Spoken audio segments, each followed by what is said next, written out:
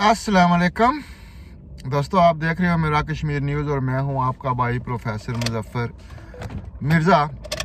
दोस्तों, आज की वीडियो में कोई अच्छी खबरें नहीं है इंग्लैंड के बारे में, ख़ासकर उन लोगों के लिए जो यहाँ पे 5 साल रूट या 10 साल रूट पे रह रहे हैं। उनके लिए अगर एक्सटेंशन उनकी ड्यू है तो उनके लिए बहुत ही बुरी खबर है।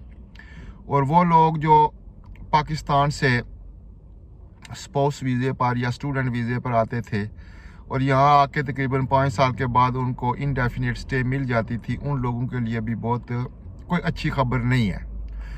पहली खबर तो यह है कि यूके गवर्नमेंट ने नया कानून जारी किया जिसमें सबसे पहले तो जो लोग यहाँ आते थे, चाहे वो स्टूडेंट थे या स्पाउस वीज़े पर शादी करके आते थे, उनको यहाँ 5 साल रहना पड़ता था, 5 साल टैक्स देते थे और अपना क्रिमिनल रिकॉर्ड ठीक रखते थे, अपना तमाम रिकॉर्ड ठीक रखते थे और उनको 5 साल के बाद इनडेफिनिट स्टे मिल जाती थी। अब क्या किया इंग्लैंड ने, ये जनाब हमारे रशीद सुनक साहब जो प्राइम मिनिस्टर हैं, उन्होंने ये किया है कि वो तमाम लोग जो पाकिस्तान, इंडिया, बांग्लादेश से चाहे वो स्टूडेंट वीज़े पे आएंगे, चाहे वो वर्क परमिट पे आएंगे, चाहे वो स्पाउस शादी करके आएंगे, उनको अब यहाँ पे 10 साल रहना पड़ेगा और 10 साल के बाद वो इनडेफिनिट स्टे अप्लाई करेंगे। उसके लिए भी शराइत इतनी ज़्यादा कर दी गई हैं कि 10 सालों में वो उन्होंने बेसिक रीज़न ये दिया है कि वो लोगों को चेक करना चाहते हैं कि लोग 10 सालों में यूके के कल्चर को, यहाँ के मामलात को समझ सकें, यहाँ की इकनॉमिक्स को समझ सकें, यहाँ के रस्म व रवाज को समझ सकें, यहाँ की जो ज़बान है उससे मुकम्मल तौर पर अबूर हासिल कर सकें और 10 साल के बाद उनका कोई क्रिमिनल रिकॉर्ड ना हो। यहाँ तक कि अगर ड्राइविंग लाइसेंस में 3 पॉइंट लग गए तब भी इनडेफिनिट ड्यू नहीं होगी। ये बहुत बड़ा जुल्म है। अगर आपने कोई मोबाइल लिया और उसकी कोई एक किश्त रह गई है, या आपने बैंक से कोई डायरेक्ट डेबिट लिया है या क्रेडिट कार्ड लिया और उसकी कोई 5, 10, 15 पाउंड या 100 पाउंड, 200 पाउंड आपने जमा नहीं कराए, तो आपकी इनडेफिनिट स्टे नहीं होगी।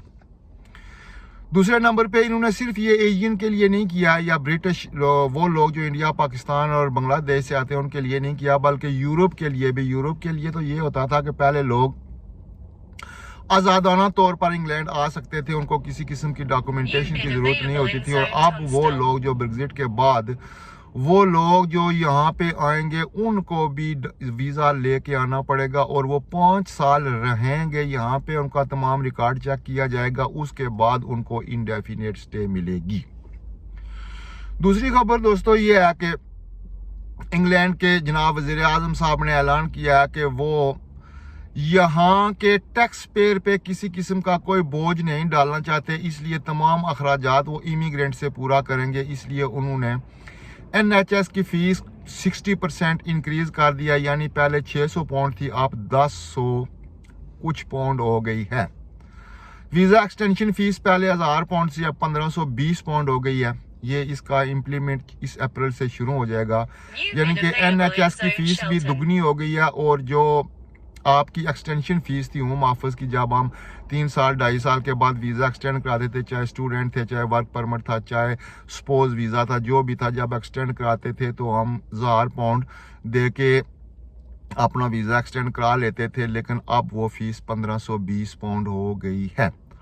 इसके अलावा और भी बहुत सारे सरचार्जेस लगाए, यानी कि अब आप एक एक्सटेंशन तकरीबन 6 से 7 हज़ार तक जाएगी। अगर वो लोग जो स्पाउस वीज़े पे आए हैं या वर्क परमिट वाले आए हैं तो सोच लें, जिनकी एक्सटेंशन ड्यू है आने वाले चंद महीनों में, तो उनके लिए अब वकील की फ़ीस, होम ऑफिस की फ़ीस, NHS फ़ीस, यानी अगर 2.5 साल के लिए अप्लाई करेंगे तो 2 असाब ला लें 3000 पाउंड तो सिर्फ NHS फ़ीस होगी और 1500 pound 1520 pound visa extension fees होगी। वकील भी लेगा, बाकी पोस्ट का ख़र्चा आपने, फिर बायोमेट्रिक का ख़र्चा देना, तकरीबन 400 पाउंड बायोमेट्रिक का लग जाता है। तो ये 6,500 पे आप एक एक्सटेंशन चली गया। ये दूसरी बुरी खबर थी।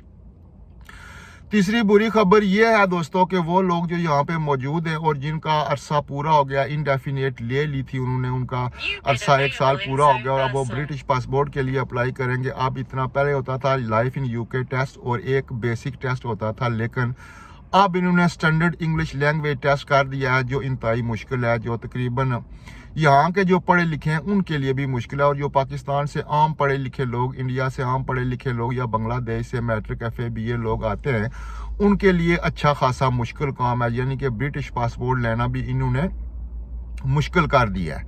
और सुना है, शुनीद में आया कि अब ब्रिटिश पासपोर्ट के बजाय ये 10 साला पासपोर्ट दिया करेंगे, जिसका मतलब यह कि वो मुकम्मल ब्रिटिश पासपोर्ट नहीं होगा, वो 10 साल के लिए पासपोर्ट होगा।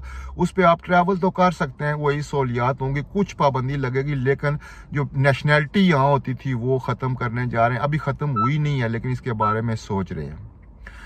इसके अलावा कुछ दोस्त कल परसों से मुझे मैसेज कर रहे थे कि क्या डिपेंडेंट वीज़ा ख़त्म हो गया। हाँ, डिपेंडेंट वीज़ा दोस्तों ख़त्म हुआ है, लेकिन सिर्फ स्टूडेंट्स के लिए और कुछ और कैटेगरीज वर्क परमिट के लिए। लेकिन उन लोगों के लिए जो सीजनल वीज़े पे यहाँ पे आए उनके लिए ख़त्म नहीं हुआ। रिलीजियस वीज़ा है उसके लिए ख़त्म नहीं हुआ, चैप्टरल वीज़ा उसके लिए ख़त्म नहीं हुआ, चैरिटी वीज़ा उसके लिए ख़त्म नहीं हुआ। हम लोग तो कहते हैं कि बस एक स्टूडेंट ही आएंगे तो उसी पे डिपेंड लाएंगे। यहाँ पे वीज़े की और भी बहुत कैटेगरीज है, मेरी बहुत सारी वीडियो पड़ी हैं जिसमें चैप्टरल वीज़ा है, रिलीजियस वीज़ा है, सीजनल वीज़ा है, चैरिटी वीज़ा है और भी बहुत सारी कैटेगरीज हैं वीज़ाज की, जिनमें आप डिपेंडेंट को साथ ला सकते हैं। आपका 2 साल या 1 साल का वीज़ा होता है, आप अपने बच्चों को ला सकते हैं। खासकर रिलीजियस वीज़ा आप अगर अप्लाई करें तो उस पे आपके बच्चे, आपकी बीवी आ सकती है। और आपको पता है रिलीजियस वीज़ा एक्सटेंडेबल है, और अगर आप यहाँ पे आएँ तो आपको अपनी, यानी कि अगर आप इबादत करते हैं, मस्जिद में जाते हैं, पढ़ाते हैं, कुरान पढ़ाते हैं या चैरिटी करते हैं, तो उसके अलावा आप 25 घंटे और भी काम कर सकते हैं। यानी कि आप